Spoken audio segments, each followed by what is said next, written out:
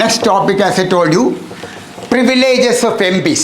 Privileges of MPs. MPs in the privileges. MPs നമുക്കറിയാം rights ഉണ്ട്.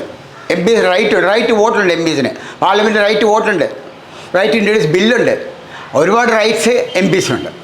അതോടൊപ്പം എം പിസിന് ചില പ്രിവിലേജസ് ഉണ്ട്. അവരുടെ ജോലി ശരിക്ക് ചെയ്യാനായിട്ട് അവർക്ക് ചില പ്രിവിലേജസ്, ചില സൗകര്യങ്ങൾ ഉണ്ടാക്കി കൊടുത്തിട്ടുണ്ട്. അതിനാണ് നമ്മൾ പ്രിവിലേജസ് പറയുന്നത്. 4 പ്രിവിലേജാണ് എം പിമാർക്കുള്ള 4 പ്രിവിലേജസാണ്. ആദ്യത്തെ പ്രിവിലേജ്, ഒരു സിവിൽ കേസിൽ അദ്ദേഹത്തെ അറസ്റ്റ് ചെയ്യുന്നതിന് ചില റെസ്ട്രിക്ഷൻസ് ഉണ്ട്. ഒരു സിവിൽ കേസിൽ അദ്ദേഹത്തെ അറസ്റ്റ് ചെയ്യുന്നതിന് ചില റെസ്ട്രിക്ഷൻസ് ഉണ്ട്. അത് റെസ്ട്രിക്ഷൻ എന്താണ്? പാർലമെൻറ്റ് തുടങ്ങാൻ പോകണം. പാർലമെൻറ്റ് സമ്മേളനം തുടങ്ങുന്നതിന് 40 ദിവസം മുമ്പ് തൊട്ടേ അദ്ദേഹത്തിനെ അറസ്റ്റ് ചെയ്യാൻ പാടില്ല സിവിൽ കേസിൽ. അപ്പോൾ പാർലമെൻറ്റ് തുടങ്ങാൻ പോകുന്നത് ഫെബ്രുവരി 10 ആണെങ്കിൽ ജനുവരി 1 തൊട്ട് അദ്ദേഹത്തെ അറസ്റ്റ് ചെയ്യാൻ പാടില്ല. എന്നുവെച്ചാൽ അദ്ദേഹത്തിന് പാർലമെൻറ്റിൽ പോയി ഫംഗ്ഷനൊക്കെ പങ്കെടുക്കാനുള്ള സൗകര്യം കിട്ടണം. അതുകൊണ്ട് 40 ദിവസം പ്രയർ ടു ദ സെഷൻ ഈ cannot be arrested in A civil case. Parliament നടക്കുമ്പോൾ അറസ്റ്റ് ചെയ്യാൻ പറ്റില്ല സിവിൽ കേസിൽ. പിന്നെ പാർലമെൻറ്റ് കഴിഞ്ഞിട്ടോ അനദർ 40 days അദ്ദേഹം തിരിച്ച് നാട്ടിൽ വരുന്നവരെ അനദർ 40 days ഈ cannot be arrested in A civil case. അപ്പോൾ പാർലമെൻറ്റ് 20 ദിവസം കൂടുന്നുണ്ടെങ്കിൽ അദ്ദേഹത്തിന് പ്രൊട്ടക്ഷൻ എത്രയാണ്? 40 + 20 + 20 100 ദിവസം പ്രൊട്ടക്ഷനാണ്. ഈ 100 ദിവസം അദ്ദേഹത്തെ അറസ്റ്റ് ചെയ്യാൻ പറ്റത്തില്ല. പക്ഷേ സിവിൽ കേസ് സാധാരണ അറസ്റ്റ് ഉണ്ടാകാറില്ല. പക്ഷേ ഒരു പ്രൊട്ടക്ഷൻ കൊടുത്തിരിക്കുകയാണ്. സിവിൽ കേസിൽ അറസ്റ്റ് ചെയ്യുന്നതിന് ഈ ഒരു റൂളാണ് 40 days prior to session and 40 days after the session ഈ cannot be arrested. During session also ഈ കനോട്ട് ബി അറസ്റ്റഡ്. പക്ഷേ ക്രിമിനൽ കേസ് ഓർത്തിരിക്കുക, ഒരു പ്രൊട്ടക്ഷനും ഇല്ല. ഏത് എം പിയെ വേണമെങ്കിലും എവിടെ വെച്ച് വേണമെങ്കിലും പോലീസിനെ അറസ്റ്റ് ചെയ്യാം. ആരുടെ അനുവാദം വേണ്ട. ഇപ്പോൾ ഡൽഹിയിലിരിക്കുന്ന എം പി പാർലമെൻറ്റിലെ മെമ്പർ തിരുവനന്തപുരത്ത് വന്നൊരു പ്രശ്നം ഉണ്ടാക്കിയാൽ അദ്ദേഹത്തെ അറസ്റ്റ് ചെയ്യാം. ക്രിമിനൽ കേസിൽ അറസ്റ്റ് ചെയ്യുന്നതിന് ഒരു ഈ പ്രൊട്ടക്ഷൻ ഉള്ളത് പ്രസിഡൻറ്റും ഗവർണർക്കൊക്കെ ഉള്ളൂ. എം പിമാർക്കൊന്നും പ്രൊട്ടക്ഷൻ ഇല്ല. എം പിമാരെ അറസ്റ്റ് ചെയ്യാം.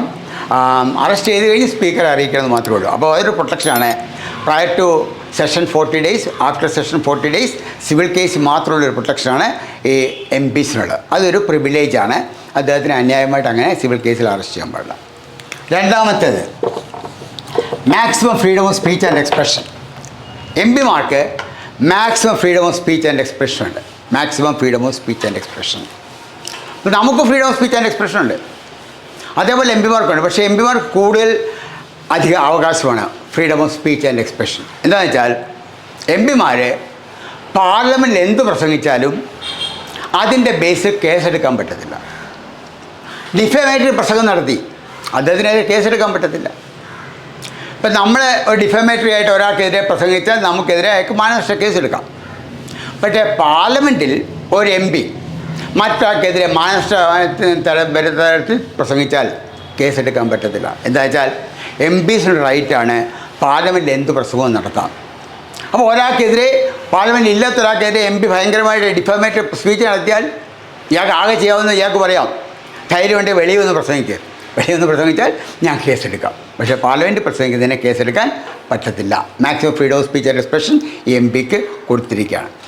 പക്ഷേ ഈ freedom of speech and expression ഉണ്ടെങ്കിൽ പോലും ജഡ്ജിമാരെ ക്രിട്ടിസൈസ് ചെയ്യാൻ പാടില്ല.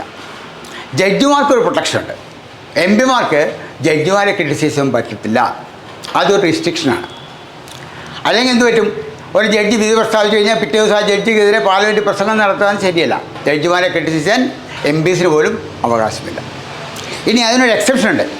ക്രിട്ടിസൈസ് ചെയ്യാൻ അവകാശമില്ലെങ്കിൽ ഒരു സിറ്റുവേഷനിൽ മാത്രം എം പിസിന് ജഡ്ജിമാരെ ക്രിട്ടിസൈസ് ചെയ്യാം. എപ്പോഴാണ്? അവർ റിമൂവ് ചെയ്യാൻ നോക്കുമോ? എം പിമാർക്ക് ജഡ്ജിമാരെ റിമൂവ് ചെയ്യാൻ റെസൊല്യൂഷൻ പാസ്സാക്കാം.